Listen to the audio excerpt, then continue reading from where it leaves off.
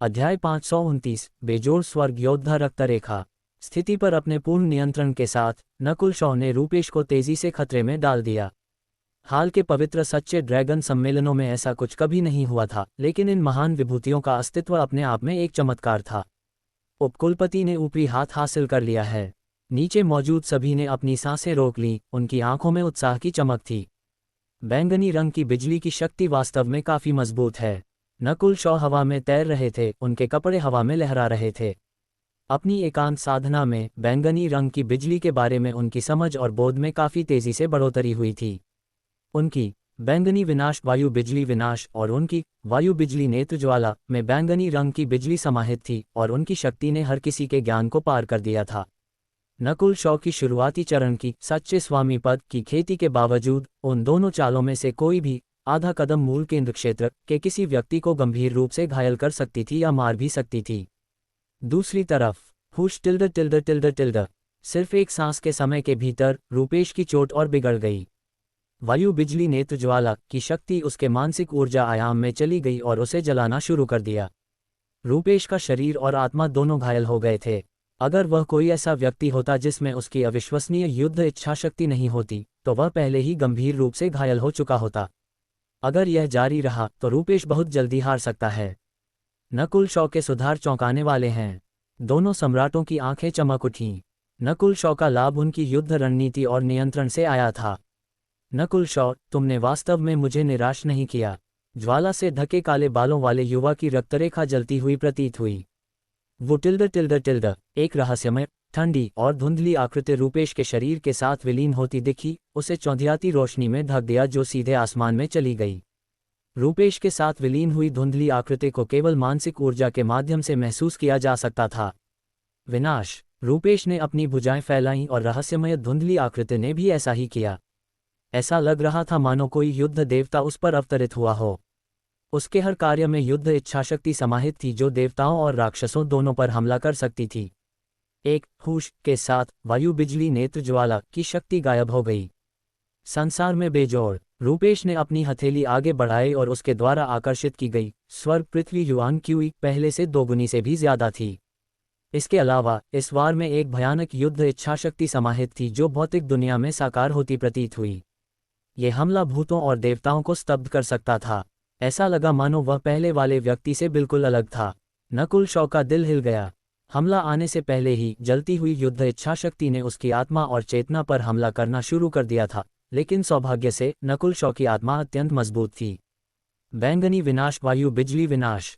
नकुल शॉ ने गहरी सांस ली क्योंकि उनकी हथेली पर एक हल्की बैंगनी कोर दिखाई दी जो फिर नीली बिजली के बीच घूमने लगी। बेंग। एक पहाड़ के फटने की तरह दोनों शक्तियां आपस में टकराईं। जैसे ही ये दोनों शक्तियां एक दूसरे से टकराईं, रूपेश का संसार में बेजोड़ नकुल शॉ की ओर दबाव डालता चला गया। Von tilde. नकुल शॉ ने तेजी से प्रतिक्रिया की क्योंकि उनके शरीर पर पानी की एक मोटी परत दिखाई दी जिसने शेष बल को रोक दिया, लेकिन फिर भी उन्हें 1 दर्जन से अधिक गज पीछे धकेल दिया गया। वह घायल हो गया। उसकी युद्ध शक्ति अचानक इतनी कैसे बढ़ सकती है? नकुल शॉ की सांस तेज हो गई। उन्होंने अपनी ईश्वर की आध्यात्मिक आंख खोली और रूपेश का निरीक्षण करना शुरू कर दिया। ठंडी धुंधली आकृति एक रहस्यमय रक्तरेखा के माध्यम से प्रज्वलित होती प्रतीत हुई और नकुल शॉ की ईश्वर की आध्यात्मिक आंख भी उसकी नकल नहीं कर पाए। बेजोड़ स्वर्ग योद्धा रक्तरेखा। कुलपति होंग और दाओ सम्राट बैयुन चिल्लाए। इस समय रूपेश की रक्तरेखा शक्ति पूरी तरह से प्रज्वलित हो चुकी थी, जिससे उसकी युद्ध शक्ति में नाटकीय रूप से वृद्धि हुई। रूपेश के हर कार्य में मानसिक ऊर्जा की युद्ध इच्छाशक्ति समाहित थी जो मूल केंद्र क्षेत्र के नीचे किसी को भी दबा सकती थी। इसके अलावा रहस्यमय रक्तरेखा ने हर चाल की शक्ति को नाटकीय रूप से बढ़ा दिया। बेजोड़ गुप्त तकनीक अराजक नाचती बसंत और शरद। रूपेश के काले बाल हवा में उड़ रहे थे क्योंकि वह एक चमकती रोशनी से ढक गया था। इस क्षण में उसका आक्रमण और बचाव दोनों मजबूत थे। पेंग। रूपेश ने कई मुक्के मारे और उनमें से हर एक पहाड़ों जैसा था क्योंकि वे अपने रास्ते में खड़ी हर चीज को तोड़ रहे थे। ऐसा लगता है जैसे उस पर कोई युद्ध देवता उतर आया हो। जसवंत, रूपक और उनके साथी चकित थे। लौह रक्त धर्म के हर किसी का दिल उनके गले तक आ गया था। वे केवल ये देख सकते थे कि रूपेश ने कैसे पासा पलट दिया और नकुल शॉ को पीछे हटने के लिए मजबूर कर दिया। कुछ सांसों के बाद Teng Teng Teng Nakul Shaw पीछे हटे और उनके चारों ओर का पानी फीका पड़ गया था।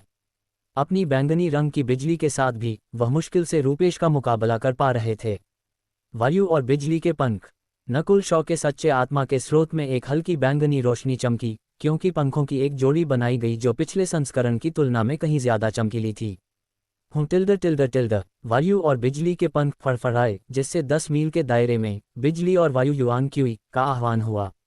उस छोटे से पल में नकुल शॉ एक धुंधली परछाई में बदल गए, क्योंकि उनकी गति रूपेश की गति से ज्यादा हो गई थी। क्यू एक आकृति आसमान में चमकी। नकुल शॉ की गति सिर्फ तेज नहीं थी, इसमें भ्रम भी शामिल थे जो उनकी मानसिक ऊर्जा तकनीक से आए थे। यहाँ तक कि रूपेश, जिसकी बेजोड़ स्वर्ग योद्धा रक्तरेखा खुली हुई थी, वह भी नकुल शॉ को साफ साफ नहीं देख पा रहा था। हालांकि बेजोड़ स्वर्ग योद्धा रक्तरेखा मजबूत थी, लेकिन इसका मुख्य ध्यान शक्ति और बचाव पर था। गति में ज्यादा बढ़ोतरी नहीं हुई थी। बेजोड़ रूपेश ने एक बार फिर उस हमले का इस्तेमाल किया जो आसमान को निगलने वाला लग रहा था, और एक रहस्यमय ठंडी चमक ने अपने रास्ते में सब कुछ कुचल दिया। हालांकि इस बार उनका हमला नकुल शॉ से नहीं टकराया। वायु और बिजली के पंखों के साथ नकुल शॉ की गति और फुर्ती दोनों ही बहुत ज्यादा थीं। इसके अलावा उनकी ईश्वर की आध्यात्मिक आंख ये भविष्यवाणी कर सकती थी कि क्या होने वाला है। वायु बिजली नेत्र ज्वाला। बैंगनी विनाश वायु बिजली विनाश। बैंगनी विनाश वायु और बिजली का पंजा। नकुल शॉ तेजी से घूम रहे थे और अपने बचाव के बीच जोरदार पलटवार कर रहे थे। लंबी दूरी के हमले, करीबी मुकाबला। नकुल शॉ की तरकीबें लगातार थीं। बूम बैम, सभी ने केवल 2 आकृतियों को हवा में चमकते हुए देखा। उनकी आंखें धुंधली थीं और उन्हें यह भी नहीं पता था कि क्या हो रहा है। हालांकि एक बात निश्चित थी, लड़ाई एक गतिरोध में प्रवेश कर चुकी थी। दोनों असाधारण विभूतियों के अपने अपने फायदे थे, इसलिए विजेता का फैसला होने में कुछ समय लगेगा। सच्ची युद्ध शक्ति के मामले में रूपेश को स्पष्ट लाभ है, लेकिन नकुल शॉ स्थिति को बहुत अच्छी तरह से नियंत्रित करते हैं। यह उनकी नेत्र रक्तरेखा का लाभ है। उन्हें गति में भी लाभ है। दाव सम्राट बैयुन ने आह भरी। ये सही है। रूपेश की बेजोड़ स्वर्ग योद्धा रक्तरेखा अतुलनीय होनी चाहिए, लेकिन नकुल शॉ भी स्पष्ट रूप से कोई खास व्यक्ति है। वह रूपेश को इस कदम तक मजबूर कर सकता है और यहाँ तक कि कुछ हद तक नियंत्रण भी कर सकता है। कुलपति होंग ने कहा। इस लड़ाई ने पुष्टि की कि उनकी पीढ़ी में कोई भी उनकी तुलना में नहीं था। पिछली दर्जनों पीढ़ियों से कोई भी प्रतिभाशाली व्यक्ति उनसे तुलना नहीं कर सकता था। बादलों में विनाश का दिव्य प्रकाश। नकुल शॉ की बाईं आंख से एक तेज रोशनी निकली जिसने अपने रास्ते में सब कुछ विघटित कर दिया। क्या वह स्वर्ण सूर्य परिवार की नेत्र रक्तरेखा तकनीक नहीं है? दोनों सम्राट चकित थे। विनाश का दिव्य प्रकाश कहा जाता था कि वह किसी भी तकनीक को तितर-बितर कर सकती है। इस बार नकुल शॉ ने रूपेश से निपटने के लिए पूर्ण संस्करण का इस्तेमाल किया। शू प्रकाश रूपेश से टकराया और तेजी से उसके बचाव को तितर-बितर कर दिया। जिस बात ने नकुल शॉ को निराश किया वह ये थी कि रूपेश की रहस्यमय आकृति प्रभावित नहीं हुई, क्योंकि यह उसकी रक्तरेखा से संबंधित थी। कोई नहीं जानता था कि उसने वास्तव में किस प्रकार का रूप लिया था, ठीक नकुल शॉ की स्वर्ग की आंख की तरह। बेजोड़ गुप्त तकनीक, अराजक, नाचती बसंत और शरद। रूपेश की रक्तरेखा और भी ज्यादा प्रज्वलित हुई और उसके हर हमले का इरादा नकुल शॉ की आत्मा की ओर बढ़ा। अगर यह इसलिए नहीं होता कि नकुल शॉ के पास ईश्वर की आध्यात्मिक आंख थी जिसने उन्हें एक मजबूत आत्मा दी, तो वह घायल न होने पर भी थक जाते। रूपेश मजबूत होता जा रहा है। क्या उसकी रक्तरेखा की कोई सीमा नहीं है? नकुल शॉ का भाव गंभीर हो गया। आमतौर पर हर रक्तरेखा गुप्त तकनीक की एक सीमा होती थी और उसका उपयोग करने के लिए एक कीमत चुकानी पड़ती थी। फिर भी रूपेश जितना अधिक लड़ता था उतना ही मजबूत होता जाता था। ऐसा लग रहा था जैसे उसकी रक्तरेखा लड़ाई के लिए ही पैदा हुई थी। लगता है कि रूपेश को हराने के लिए मुझे शस्त्र छाया का उपयोग करने की आवश्यकता होगी। नकुल शॉ की आंखें चमकीं। यहाँ तक सोचते हुए उनकी बाईं आंख बर्फ नीली हो गई। बर्फीला शाही भाला प्रकट हो। नकुल शॉ ने गहरी सांस ली, क्योंकि उन्होंने अपनी रक्तरेखा का संचार किया और बर्फीले शाही भाले की एक अर्धपारदर्शी छाया संघनित हो गई। एक अवर्णनीय ठंडक ने युआन क्यूई सहित सब कुछ जमा दिया। पेंग रूपेश का हमला पास आते ही तुरंत जम गया। यह एक ऐसी लौ की तरह था जिसे तुरंत बुझा दिया गया हो। अध्याय 530 जीत और हार। पृथ्वी श्रेणी शस्त्र की छाया के प्रकट होने से तुरंत पासा पलट गया। चटक बर्फीले शाही भाले का शानदार चाप अपने रास्ते में सब कुछ जमाकर चकनाचूर कर रहा था। पृथ्वी श्रेणी शस्त्र छाया। नकुल शॉ के पास पृथ्वी श्रेणी शस्त्र का एक टुकड़ा है।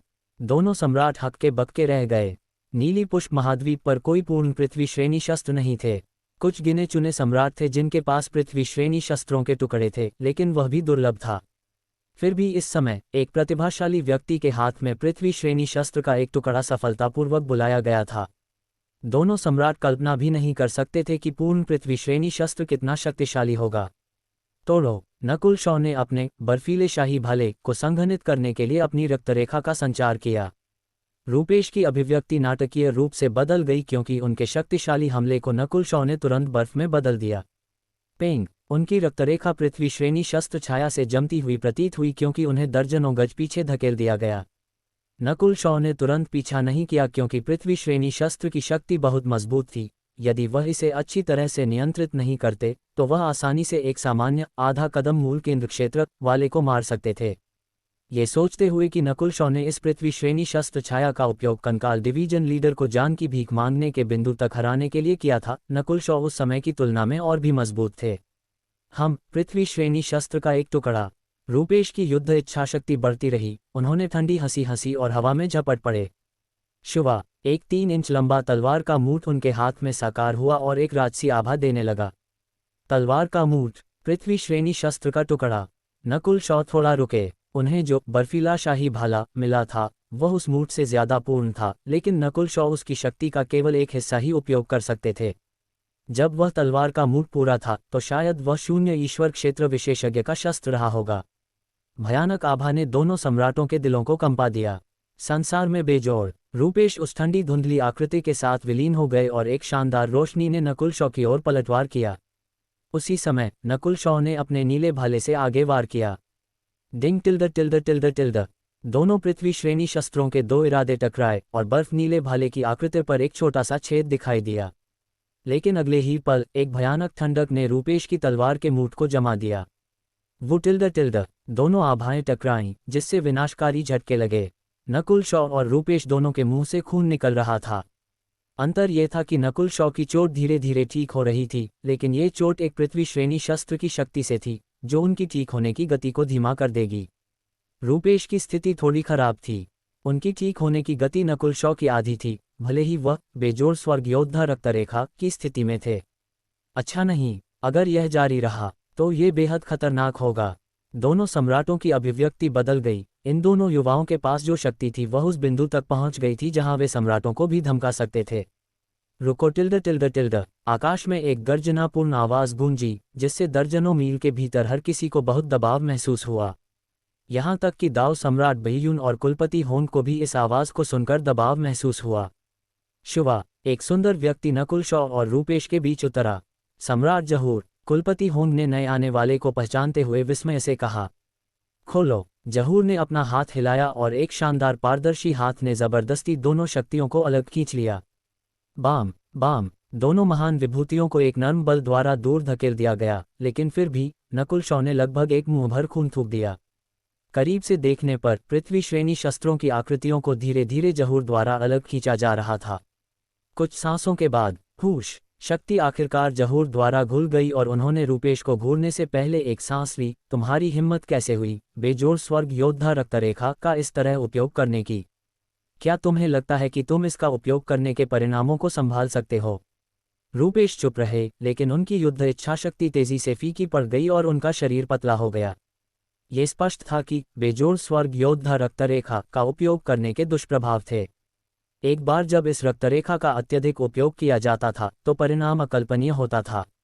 एक सच्चे स्वामी पद वाला पृथ्वी श्रेणी शस्त्र की शक्ति का इतनी लापरवाही से कैसे उपयोग कर सकता है? अगर मैं समय पर नहीं आता तो तुम दोनों अपनी जान गंवा सकते थे। जहूर ने नकुल शॉ की ओर देखा। नकुल शॉ ने पलटवार नहीं किया और वह भी कुछ हद तक डरे हुए थे। वह मुश्किल से एक टुकड़े को नियंत्रित कर सकते थे, लेकिन अगर पृथ्वी श्रेणी शस्त्रों के दो टुकड़े आपस में टकराते तो सम्राटों को भी पीछे हटने के लिए मजबूर होना पड़ता। जहूर, सौभाग्य से तुम समय पर आ गए। कुलपति होंग ने एक सांस ली।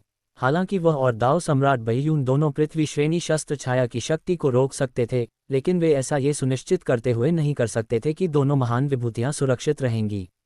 हालांकि जहूर में ऐसा करने की क्षमता थी। उन्होंने नकुल शॉ या रूपेश को घायल किए बिना जबरदस्ती दोनों शक्तियों को अलग खींच लिया था। रूपेश की अभिव्यक्ति शांत हो गई क्योंकि उन्होंने अन्य दो सम्राटों का अभिवादन किया, लेकिन वह ज्यादा देर तक नहीं रुके। रूपेश, ज्यादा समय नहीं बचा है।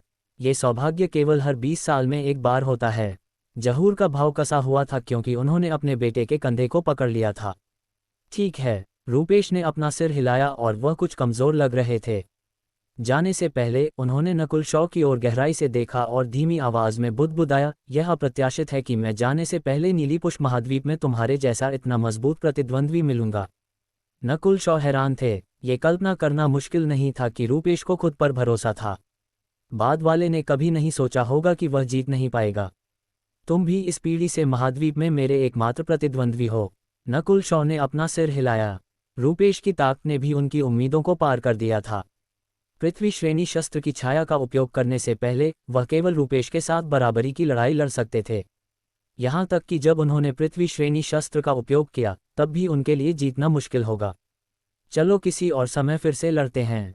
ये 5 साल हो सकता है, 10 साल या इससे भी ज्यादा। रूपेश के चेहरे पर थकान छा गई और उनके लिए अपनी आंखें खुली रखना भी मुश्किल था। बेजोड़ स्वर्ग योद्धा रक्तरेखा का अत्यधिक उपयोग करने से वह थक गए थे। ठीक है, 10 साल ही सही। नकुल शॉ ने अपना सिर हिलाया। वह ये भी जानते थे कि सच्चे स्वामी पद तक पहुंचने के बाद खेती में उन्नति बहुत धीमी थी और एक बाधा को पार करने में दर्जनों साल लग सकते थे। 10 साल बहुत ज्यादा लंबा समय नहीं था। चलो चलें। जहूर ने बातचीत समाप्त कर दी क्योंकि उन्होंने रूपेश को उठाया और बादलों में तेजी से चले गए। कुछ देर बाद जब जहूर कई 100 मील दूर उड़ गए थे, पिताजी, अगर आपने हमें नहीं रोका होता तो क्या मैं अंतिम विजेता होता? रूपेश की भौहें थोड़ी कांप उठीं। सिद्धांत रूप में बेजोड़ स्वर्ग योद्धा रक्तरेखा की कोई सीमा नहीं है। अगर लड़ाई जारी रहती तो तुम्हारे जीतने की संभावना ज्यादा होती। सम्राट जहूर असहमत नहीं थे। अगर नकुल शॉ यहाँ होते तो वह चकित रह जाते। ऐसी भयानक रक्तरेखा कैसे हो सकती है जिसकी कोई सीमा ही न हो? रूपेश ये सुनकर मुस्कुराए, जैसे खुश थे कि उन्हें अपने पिता की पुष्टि मिली थी। लेकिन जहूर के शब्द पलटे। बेजोड़ स्वर्ग योद्धा रक्तरेखा का अत्यधिक उपयोग करने का मतलब है कि तुम बहुत ज्यादा मर सकते हो, जबकि नकुल शॉ अगर हार भी जाते तो भी जीवित रहते। पिताजी, रूपेश की अभिव्यक्ति बदल गई। इसलिए अंतिम विजेता नकुल शॉ होंगे, जहूर ने डांटा। ये सुनकर रूपेश उदास हो गए, लेकिन उनके पिता ने जो आगे कहा उसने उन्हें अवाक कर दिया। अगर तुम इतिहास को देखो तो केवल वही लोग सच्चे विजेता थे जो अंत तक जीवित रहे। इससे कोई फर्क नहीं पड़ता कि उन्होंने पहले जीता या हारा। रूपेश सोचने लगे। बेजोड़ स्वर्ग योद्धा रक्तरेखा लगातार शक्ति में वृद्धि कर सकती थी जब तक कि उपयोगकर्ता की जीवन शक्ति कम न हो जाए। हालांकि उपयोगकर्ता को इसका उपयोग करने के लिए एक कीमत चुकानी पड़ती थी। सीधे शब्दों में कहें, आपने जितना लिया बाद में उतना चुकाना होगा। ये संतुलन था, विशेष रूप से रूपेश और नकुल शॉ के बीच की स्थिति के साथ। अगर रूपेश जीतते तो आवश्यक शक्ति के कारण उनकी मृत्यु हो सकती थी, क्योंकि नकुल शॉ की ठीक होने की गति बहुत महान और बेहद तेज थी। उनके लिए नकुल शॉ को जल्दी हराना मुश्किल होगा। अगर रूपेश जीतना चाहते तो उन्हें मृत्यु की कीमत चुकानी पड़ती। रूपेश, सो जाओ, मैं तुम्हें बाकी का रास्ता ले जाऊंगा। जहूर के चेहरे पर एक गर्म मुस्कान दिखाई दी और उन्होंने रूपेश को अपनी पीठ पर बेहतर तरीके से सोने देने के लिए थोड़ा धीमा कर दिया। वास्तव में जहूर ने ज्यादातर लड़ाई देखी थी। उनके दृष्टिकोण से एक ड्रॉ सबसे आदर्श स्थिति थी, क्योंकि रूपेश की यात्रा बहुत सहज रही थी, जिसका मतलब था कि वह अति आत्मविश्वासी और अहंकारी थे। एक पिता होने के नाते जहूर ने अपना सर्वश्रेष्ठ प्रदर्शन किया, लेकिन उन्हें नहीं पता था कि इस अनुभव से नकुल शॉ को भी उसी तरह फायदा हुआ। शो कोटेड टेक्स्ट, अध्याय 531, सम्राटों का घात। पहाड़ की चोटी पर नकुल शॉ ने गंभीर अभिव्यक्ति के साथ जहूर और रूपेश को जाते देखा। उत्तराधिकार से वापस आने के बाद से उनकी शक्ति में तेजी से बढ़ोतरी हुई थी। उनकी खेती, बोध, आत्मा और नेत्र रक्तरेखा सभी शक्ति में बढ़ गए थे और पिछले 1 साल में वह बैंगनी विनाश बिजली का एक हिस्सा विकसित करने में कामयाब रहे थे।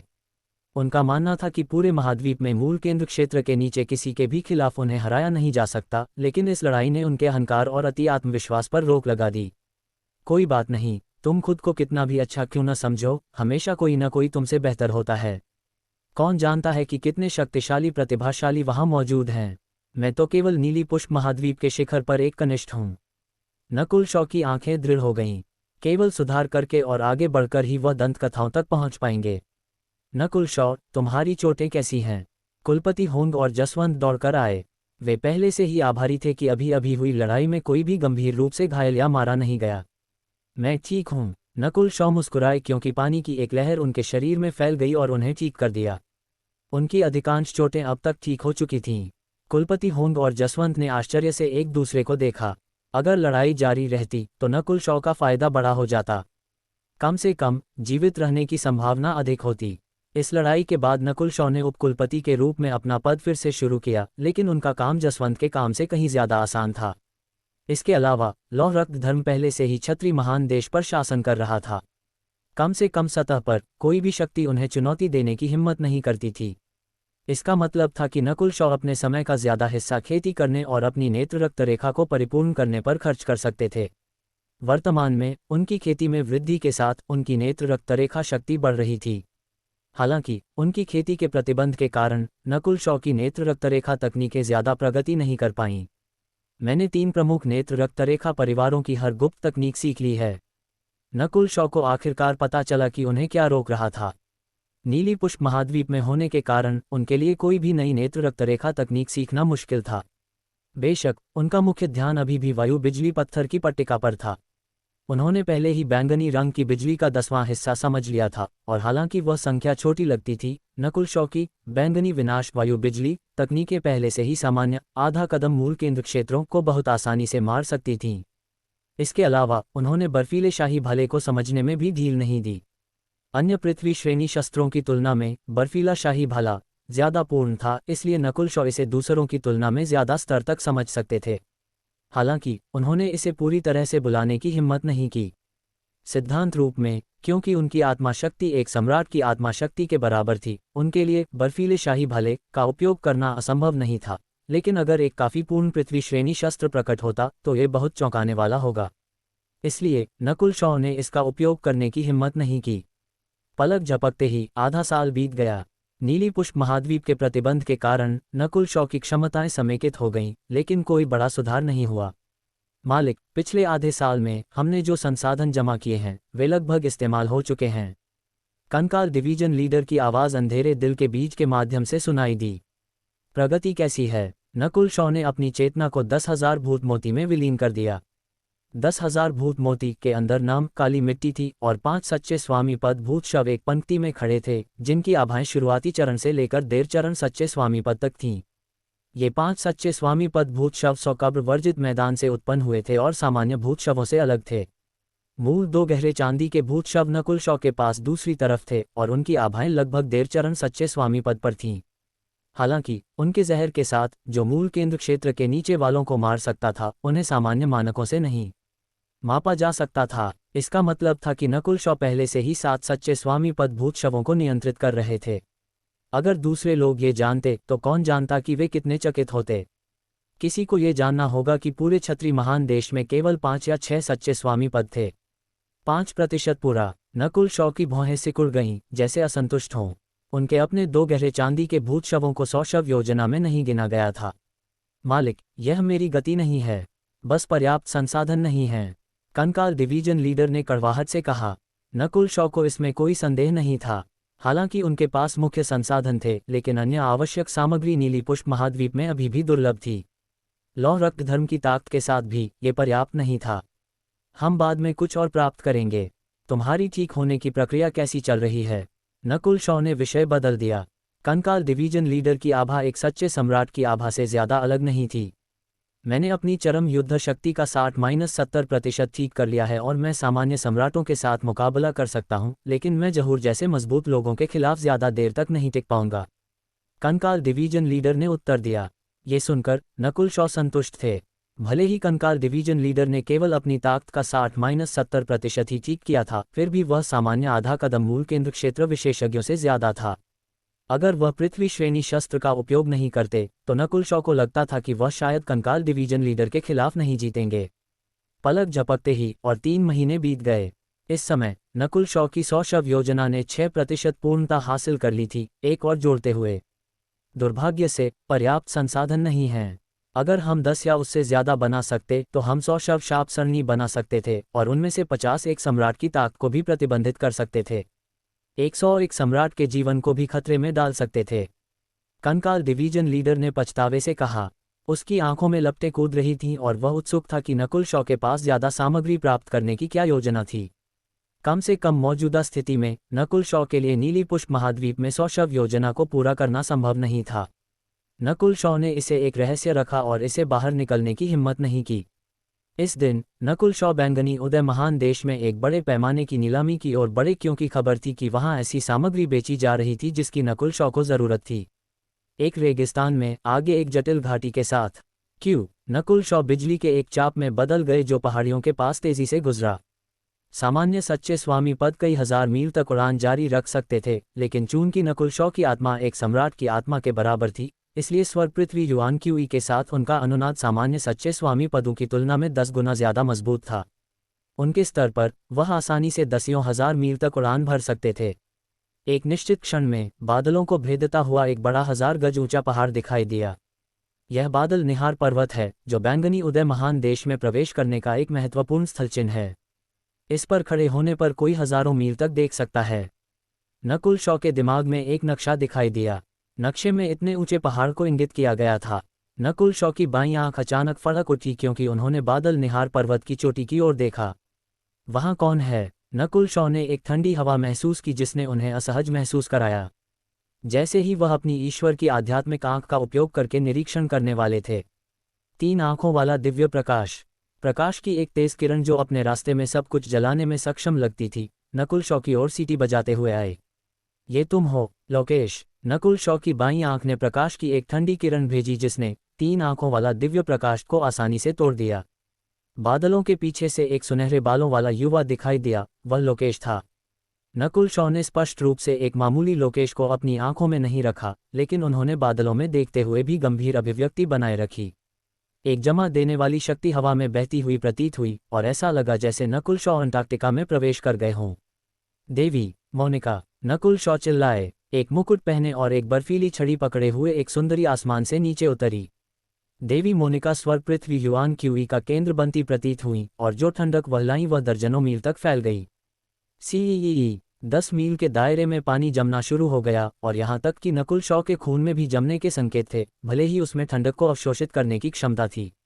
लविश, तुम बस किनारे से देख सकते हो और अपनी पवित्र नेत्र रक्तरेखा से नकुल शॉ पर ताला लगा सकते हो। देवी मोनिका की आंखें हत्या के इरादे से चमकी क्योंकि उन्होंने लविश को आदेश दिया। उन्होंने पहले ही नकुल शॉ के वायु और बिजली के पंखों के बारे में सोचा था। हो सकता है कि उनके पास भागने का कोई और तरीका भी हो। देवी मोनिका, तुमने अभी भी हार नहीं मानी है और लविश की मदद करने जा रही हो। नकुल शॉ की अभिव्यक्ति ठंडी थी। ये पहली बार था जब वह किसी सम्राट का सीधे तौर पर सामना कर रहे थे। नकुल शॉ, अगर तुम रहस्य और जो कुछ भी तुम्हें रहस्यमय उत्तराधिकार से मिला है सौंप देते हो तो हो सकता है कि मैं तुम्हें जीवित रहने दूं। देवी मोनिका ने अपना हाथ हिलाया और बर्फीली हवा का एक चीखता हुआ झोंका बुलाया जो आसमान से नीचे उतरा, नकुल शॉ को घेर लिया। शक्तिशाली हवा सामान्य सच्चे स्वामी पदों को टुकड़ों में फाड़ने के लिए पर्याप्त थी और इसने नकुल शॉ को प्रतिबंधित कर दिया।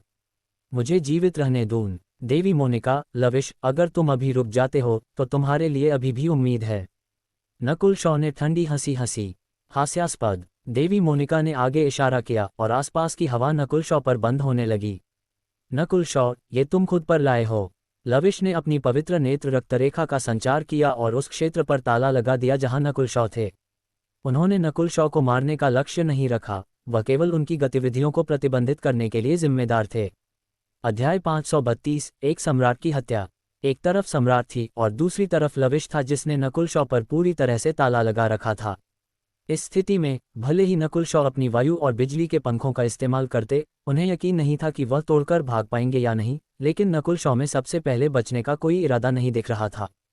टिल्ड नकुल शॉ के चारों ओर अंधेरे कोहरे की एक परत छा गई। टिल्ड आंखों में लपटें जलती हुई सोने और चांदी का एक कंकाल अचानक प्रकट हुआ।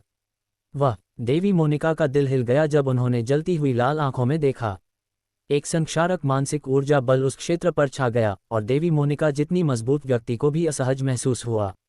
आखिरकार कंकाल डिवीजन लीडर मानसिक ऊर्जा तकनीकों में माहिर था और अपने चरम पर मानसिक ऊर्जा के मामले में अन्य सम्राट भी हार जाते। इस समय नकुल शॉ और कंकाल डिवीजन लीडर ने पास आती हुई बर्फीली हवा का सामना किया। जे देवी मोनिका महल की उत्तराधिकार तकनीक। कंकाल डिवीजन लीडर हंसा क्योंकि उसकी हथेली में एक हड्डी का चाबुक दिखाई दिया। बैंगनी और लाल लपटों की धारियां प्रकट होते ही आसमान में नाच उठीं। बाम टिल्ड कोई भी बर्फ जो पास आती वह कंकाल डिवीजन लीडर के चाबुक से टुकड़ों में बिखर जाती, लेकिन देवी मोनिका का हमला लगातार था क्योंकि वह आसपास की स्वर्ग पृथ्वी युआन क्यूई को सोखती रहती थी। इसे इतनी आसानी से नष्ट नहीं किया जा सकता था। बैंगनी विनाश, वायु बिजली विनाश। नकुल शॉ ने एक सम्राट के खिलाफ पीछे हटने की हिम्मत नहीं की क्योंकि उनकी हथेली के बीच में एक हल्की बैंगनी कोर दिखाई दी और घूमने लगी। Boom tilde tilde tilde tilde tilde. बैंगनी प्रकाश ने एक विनाशकारी आभा जारी की जिसने पास की बर्फ को नष्ट कर दिया। इस समय नकुल शॉ और कंकाल डिवीजन लीडर की संयुक्त ताकत सम्राट के हमले को रोकने में सफल रही। कंकाल डिवीजन लीडर ने पहले ही अपनी ताकत का 60-70% ठीक कर लिया था, जो आधे हमले को रोकने के लिए पर्याप्त था। उसके हाथ में चाबुक बाहर निकला जिससे लपटों की रेखाएं निकलीं। भले ही देवी मोनिका के हमले का कुछ हिस्सा कंकाल डिवीजन लीडर के शरीर पर लगा, लेकिन उसके लिए कोई समस्या नहीं होगी क्योंकि उसका शरीर बिना किसी परेशानी के एक सामान्य सम्राट के हमले का अधिकांश नुकसान सह सकता था। दूसरी ओर नकुल शॉ को संक्षारक बल को मुश्किल से रोकने के लिए जितना हो सके अपनी वायु और बिजली का संचार करना पड़ा। हालांकि उनका शरीर ठंडा होने पर भी उनकी रक्तरेखा कुछ ठंडक को सोख सकती थी और इसका उपयोग ठीक होने के लिए कर सकती थी। नकुल शॉ आहें भरने से खुद को रोक नहीं पाए। कंकाल डिवीजन लीडर और उनके बीच अभी भी अंतर था। तो ये सिर्फ एक घायल सम्राट है। देवी मोनिका ने ठंडी हंसी हंसी और अपना हाथ नीचे दबाया। बर्फ का एक बड़ा पहाड़ तुरंत बन गया और आसमान से नीचे गिरा। बर्फ का पहाड़ जमीन को कंपाता हुआ प्रतीत हुआ। यह प्रकृति की एक शक्ति की तरह था, एक ऐसी शक्ति जिससे इंसान नहीं लड़ पाएगा। अच्छा नहीं, नकुल शॉ और कंकाल डिवीजन लीडर की अभिव्यक्ति नाटकीय रूप से बदल गई। एक सम्राट का हर कार्य स्वर्ग पृथ्वी युआन क्यूई का केंद्र होगा और प्रकृति के साथ विलीन हो जाएगा। नकुल शॉ सांस नहीं ले पा रहे थे और उन्हें ऐसा महसूस हो रहा था जैसे बर्फ का पहाड़ भागने के हर संभव रास्ते को रोक रहा है। इसके अलावा लविश अभी भी किनारे से उन्हें परेशान कर रहा था। बेंग, बर्फ के पहाड़ की भयानक शक्ति और ठंडक ने नीचे की दो आकृतियों को हिला दिया। कंकाल डिवीजन लीडर ने मुश्किल से वार को रोका जबकि नकुल शॉ ने लगभग खून थूक दिया। अंतिम क्षण में नकुल शॉ की ईश्वर की आध्यात्मिक आंख बर्फ ठंडी हो गई।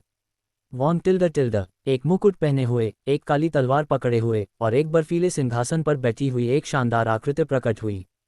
उसी समय नकुल शॉ के पास की ठंडक धीरे धीरे उसके द्वारा सोखी जा रही थी, लेकिन फिर भी नकुल शॉ केवल ठंडक के संक्षारण को रोकने में कामयाब रहे। बर्फ के पहाड़ की शक्ति पहले से ही एक आधा कदम मूल केंद्र क्षेत्र को तुरंत चकनाचूर करने के लिए पर्याप्त थी और इस महत्वपूर्ण क्षण में 3 आंखों वाला दिव्य प्रकाश सुनहरी कौवा स्मदरिंग विश्व, लविश की तीसरी आंख चमक उठी। हुश, नकुल शॉ की ओर आसमान से आग का एक कौवा गोली मारकर निकला। लविश की नकुल शॉ के लिए नफरत बहुत ज्यादा थी, इसलिए उसका हमला नकुल शॉ पर मजबूती से केंद्रित था। वायु बिजली नेत्र ज्वाला। नकुल शॉ को लविश के हमले को रोकने के लिए इस तकनीक का उपयोग करना पड़ा, लेकिन इसका मतलब था कि नकुल शॉ अपनी सीमा तक पहुंच चुके थे, भले ही कंकाल डिवीजन लीडर ने ज्यादातर दबाव ले लिया था। इस समय कंकाल डिवीजन लीडर की आंखों में खुशी झलक उठी। अगर नकुल शॉ यहां मर जाता है तो अंधेरे दिल का बीज अब कोई मुद्दा नहीं रहेगा। बेशक कंकाल डिवीजन लीडर ने कमजोर अभिनय करने की हिम्मत नहीं की, क्योंकि नकुल शॉ की ईश्वर की आध्यात्मिक आंख की संवेदन क्षमताएं बेहद तेज थीं। उसे बस यही उम्मीद थी कि देवी मोनिका और ज्यादा दबाव डालेंगी। जितना ज्यादा खतरा होगा उतनी ही ज्यादा संभावना होगी कि वह नकुल शॉ के नियंत्रण से बच निकलेगा। बर्फीला शाही भाला प्रकट हो। एक भाले की अर्धपारदर्शी आकृति नकुल शॉ की हथेली में साकार हुई। हु टिल्ड टिल्ड, एक अवर्णनीय ठंडक ने उस क्षेत्र और आसपास की हर चीज को जमा दिया। ऊपर का बर्फ का पहाड़ टूटना शुरू हो गया। पृथ्वी श्रेणी शस्त्र और अपनी पूरी युद्ध शक्ति के साथ नकुल शॉ कंकाल डिवीजन लीडर से थोड़ा ज्यादा मजबूत थे। तोड़ो। नकुल शॉ और कंकाल डिवीजन लीडर ने देवी मोनिका के हमले को रोकने के लिए एक साथ हमला किया। कंकाल डिवीजन लीडर, हमारे पास देवी मोनिका को मारने का कितना मौका है? नकुल शॉ की आवाज अंधेरे दिल के बीज के माध्यम से सुनाई दी। एक सम्राट को मारना। कंकाल डिवीजन लीडर लगभग पलट ही गया और उसका चेहरा सिकुड़ गया। मालिक, हम शायद अपनी जान भी नहीं बचा पाएंगे। जहां तक उसे मारने की बात है, संभावना लगभग 0 है। अगर मैं अपने चरम पर होता तो हमारे पास 10-20% मौका होता। कंकाल डिवीजन लीडर की आंखें गुस्से से भरी थीं, लेकिन वह हैरान भी था। नकुल शॉ को ये पहले से ही कैसे नहीं पता होगा? बेशक नकुल शॉ को पता था। कंकाल डिवीजन लीडर और उन्हें एक साथ देवी मोनिका को दूर भगाने के लिए भारी कीमत चुकानी पड़ती, और अगर वे सफल भी हो जाते तो कंकाल डिवीजन लीडर एक बार फिर कमजोर हो जाता। मेरी लड़ाई करते समय ध्यान न देने की तुम्हारी हिम्मत कैसे हुई? देवी मोनिका ने अपना हाथ उठाया और एक और भी शक्तिशाली बवंडर प्रकट हुआ। कंकाल डिवीजन लीडर का दिल कस गया। इस बार वे जिस दबाव का सामना कर रहे थे वह पहले से कहीं ज्यादा था। हे, तुम वास्तव में एक सम्राट होने के लायक हो। यह इस तरह बेहतर है। कंकाल डिवीजन लीडर के बगल में नीले बालों वाले युवा से एक हल्की हंसी आई। हंसना, क्या वह वास्तव में अभी भी हंस सकता है? कंकाल डिवीजन लीडर का चेहरा पीला पड़ गया। अगर नकुल शॉ मर जाता तो वह भी शायद मर जाता। कंकाल डिवीजन लीडर को एहसास हुआ कि नकुल शॉ अब अपने पृथ्वी श्रेणी शस्त्र का उपयोग नहीं कर रहे थे। शुभा, उनके हाथ में एक जैड नक्काशी दिखाई दी। वह हवा में देवी मोनिका ने महसूस किया कि उनका दिल उछल गया और वह कुछ असहज हो गईं। जेड ड्रैगन सुरक्षा खोलो। नकुल शॉ की जैड नक्काशी ने अचानक एक तेज रोशनी दी और एक हरा ड्रैगन प्रकट हुआ। टिल्ड आसमान में एक गहरी दहाड़ सुनाई दी और ड्रैगन ने एक बेजोड़ शक्ति विकीर्ण की। यह क्या है? कंकाल डिवीजन लीडर और देवी मोनिका ने अपनी आत्माओं पर एक अवर्णनीय दबाव महसूस किया। उस क्षण में कई सौ मील के भीतर की स्वर्ग पृथ्वी युआन क्यूई किसी शक्ति द्वारा प्रतिबंधित होती प्रतीत हुई और हजारों मील के भीतर के हर प्राणी ने अपनी आत्मा पर दबाव महसूस किया। उसे मार डालो। नकुल शॉ ने जेड ड्रैगन सुरक्षा को प्रसारित किया और देवी मोनिका की ओर इशारा किया। हुश टिल्ड बड़ा हरा ड्रैगन देवी मोनिका की ओर झपटा, जिससे आसपास की युआन क्यूई हिल गई। चटक, जैसे ही ड्रैगन ने इसे छुआ, बवंडर टूट गया। दोनों एक ही स्तर पर भी नहीं थे। नहीं, मत टिल्ड। ड्रैगन का हमला तेज नहीं था। ये वास्तव में काफी स्पष्ट था कि वह कहाँ जा रहा था, लेकिन देवी मोनिका इससे बच नहीं पाईं। जब किसी की ताकत एक निश्चित स्तर पर पहुंच जाती है तो तर्क अब लागू नहीं होगा। टिल्ड। देवी मोनिका चिल्लाईं क्योंकि उनका शक्तिशाली बचाव कागज की तरह फट गया। एक सम्राट जितना मजबूत व्यक्ति भी नकुल शॉ के हाथ में इस जेड ड्रैगन नक्काशी द्वारा मारा गया था। जेड ड्रैगन सुरक्षा की शक्ति स्पष्ट रूप से कनिका की शून्य ईश्वर सुरक्षा से ज्यादा मजबूत है। नकुल शॉ ने अपने दिल में सदमे को दबा दिया। उसी समय जेड ड्रैगन नक्काशी से रंग आधा फीका पड़ गया और उस पर एक दरार दिखाई दी। जेड ड्रैगन सुरक्षा को एक प्रकार की शून्य ईश्वर सुरक्षा माना जा सकता था, लेकिन यह ज्यादा अद्वितीय थी और इसमें एक सच्चे ड्रैगन की रक्तरेखा समाहित थी। कंकाल डिवीजन लीडर खुले मुंह से देखता रहा और उसे पसीना आने लगा। उसने कभी नहीं सोचा होगा कि नकुल शॉ ने एक सम्राट को मारने के लिए इस कार्ड को छिपा कर रखा था। ठीक इसी क्षण नकुल शॉ ने जेड ड्रैगन नक्काशी को रख दिया और लापरवाही से कंकाल डिवीजन लीडर की ओर देखा। कंकाल डिवीजन लीडर ने अपने पैरों से अपने पूरे शरीर में एक ठंडक फैलते हुए महसूस किया। नकुल शॉ ने देवी मोनिका को तो मार दिया, लेकिन लविश का क्या होगा? और क्या कंकाल डिवीजन लीडर कोई चाल चलने की हिम्मत करेगा?